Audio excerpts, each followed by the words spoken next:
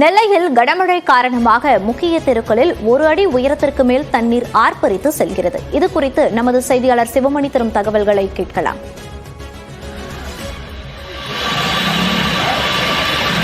சிவமணி, நேற்று நெல்லைக்கு red alert ஆனது விடுக்கப்பட்டிருந்தது. அத்தகைய சூழலில் தற்போது அங்கு மழை பொழிவு எப்படி உள்ளது? விவரங்கள். அதாவது திருநெல்வேலி மாவட்டத்தை பொறுத்த வரைக்கும் நேற்று காலை முதலே தொடர்ந்து மழை பெய்து வருகிறது.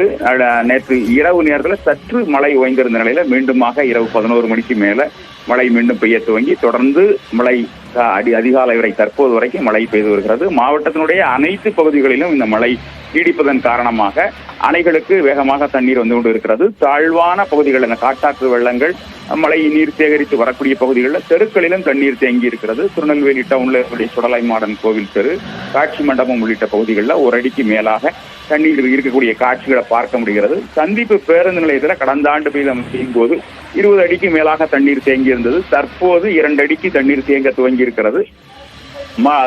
பேருந்து நிலையத்தினுடைய மேற்கு பகுதி, அதோட மட்டுமல்லாமல் சிந்துகுந்துறை உள்ளிட்ட பகுதிகளில் சாலைகளில் 2 அடிக்கு மேலாக தண்ணீர் செல்லக்கூடிய நிலை அப்படிங்கிறது காணப்படுகிறது. கடனா நதி, திருநெல்வேலி மாவட்டம் மேற்கு தொடர்ச்சி மலையை ஒட்டி கடனா நதி, அந்த நதியில வந்து முழுமையாக கடனா நதி அணை முழுமையாக நிரம்பி இருக்கக்கூடிய நிலையில அதிலிருந்து உபரி நீர் முழுமையாக தாமிரபரணி ஆற்றில் தான் திறந்து விடப்படுகிறது. இதோட மட்டுமல்லாமல் காட்டாற்று வெள்ளமும் தாமிரபரணி ஆற்றில் வர்றதுனால 41,000 கனஅடி தண்ணீர் வினாடிக்கு வந்து கொண்டு இருப்பதாக மாவட்ட ஆட்சியர் தரப்புல எச்சரிக்கை விடுக்கப்பட்டிருக்கிறது. கரையோர பகுதி மக்கள் பாதுகாப்பாக இருப்பதற்கான எச்சரிக்கை வழங்கப்பட்டிருக்கிறது. தொடர்ந்து தண்ணீர் வரக்கூடிய தண்ணீரின் அளவை பொறுத்து தண்ணீரின் அளவு கூட்டப்படும். ஏற்கனவே பாபநாசம், மணிமுத்தாறு அணைகளில் தண்ணீர் குறைவாக இருக்கக்கூடிய நிலையில் தண்ணீர் அதிகமாக அணைக்கு வந்து கொண்டு இருக்கிறது. அணை நிரம்பும் பட்சத்தில் அதில் இருக்கக்கூடிய உபரி நீரும் ஆற்றில் திறந்து விடப்படும். இதன் காரணமாக கரையோர பகுதி மக்கள் எச்சரிக்கையாக இருக்க ஆட்சியர் வேண்டுகோள் விடுத்திருக்கிறார். திருநெல்வேலி மாவட்டத்திற்கு ஏற்கனவே நேற்று இரவிலேயே பள்ளிகளுக்கு விடுமுறை விடப்பட்ட நிலையில் இன்று காலையில கல்லூரிகளுக்கும் விடுமுறை அறிவித்து ஆட்சியர் உத்தரவிட்டிருக்கிறார்.